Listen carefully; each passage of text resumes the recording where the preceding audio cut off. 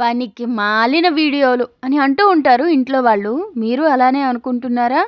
కానీ నిజం ఒప్పుకోవాలి అని అంటే పనికి మాలిన వీడియోలే అనుకుంటున్నాను నేను కూడా. ఎందుకంటే ఇందులో విషయం ఏది ఉండదు కదా తెలుసుకోవడానికి, నేర్చుకోవడానికి. ఏదో సరదాగా అలా తిరిగినవి నేను పని పట్టలేక అప్లోడ్ చేస్తూ ఉంటాను. మీకు పనుంటే మాత్రం ఇది చూడాల్సిన అవసరం లేదు. లేదు అంటే చూడొచ్చు. అయితే నల్ల రొయ్యల గురించి ఇంతకుముందే షార్ట్ వీడియోలో చెప్పాను. ఇక విషయం ఏంటి అని అంటే సరదాగా సముద్రం దగ్గరికి వెళదాం అనుకున్నాం. కానీ మా ఆయనకి తెలుసు ఇలా రొయ్యల కూర వండించుకొని తినాలి అని. అయితే అది చెప్పకుండా సరదాగా వెళ్ళొద్దా అన్నట్లు అన్నారు. సరే నాకు కూడా వీడియోలొస్తాయి గదా అని నేను బయలుదేరాను. విద్యానగర్ కోటకొచ్చామో లేదో ఇక అప్పటినుంచి మొదలుపెట్టాడు. రొయ్యలు కొనుక్కుందామా, చేపల కూర చేసుకుందామా, కుండలు, సట్టెలు కొనుక్కుందామా, అక్కడే వంట చేసుకుందామా సముద్రం దగ్గర అని. సరేలే ఈ యవ్వారం ఏదో బాగున్నట్టుంది. వీడియోలు బానే వస్తాయి గదా అనుకున్నాను. వెంటనే కోటలో దిగి కొన్ని చిన్న ఇప్పుడు మనం పొయ్యి, సట్టి ఇవన్నీ కొనుక్కున్నా.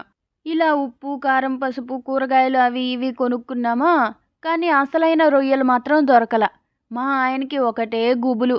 అయ్యయ్యో! రొయ్యలు లేవే ఎలా ఇప్పుడు అని.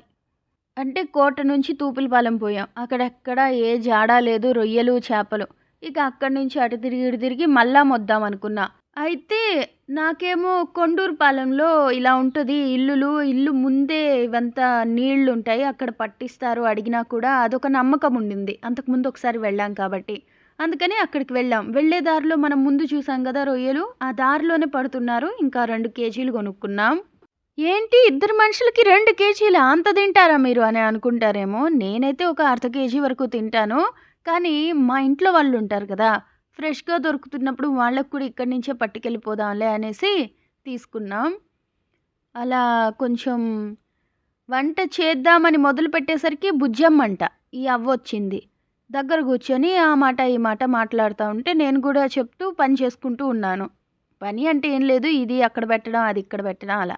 ఇంతలో ఆవిడే "అమ్మ ఇట్లా కాదమ్మా, అట్లా అమ్మ" అంటూ పొయ్యి దగ్గరకు పోయి కూర్చొని ఇక అంత పని ఆవిడే చేసేసింది. నేను అనుకున్నాను ఆమె గాన రాకపోతే నా పని ఏమైపోయేదో. ఆ ఎండకి, ఆ విసుక్కి నాకు చాలా కోపం వచ్చేస్తది. అందులోకి పొయ్యి దగ్గర కూర్చొని ఊదడము, మంటకి ఉండడం అంటే ఇంకా కష్టం. సో, అవ్వ నన్ను రక్షించింది. దేవుడే నా కోసం పంపించాడు అని అనుకున్నాను. నిజంగా ఈ అవ్వగాని రాకపోతే నా పని గోవింద. నాకేమో ఇలా పొయ్యి ముందు కూర్చొని చేస్తే నల్లగా అయిపోతానని ఒక భయం. నల్లగా అయిపోతాను. ఉన్నదే కర్రీ అని ముందుగానే చెప్పాను కదా!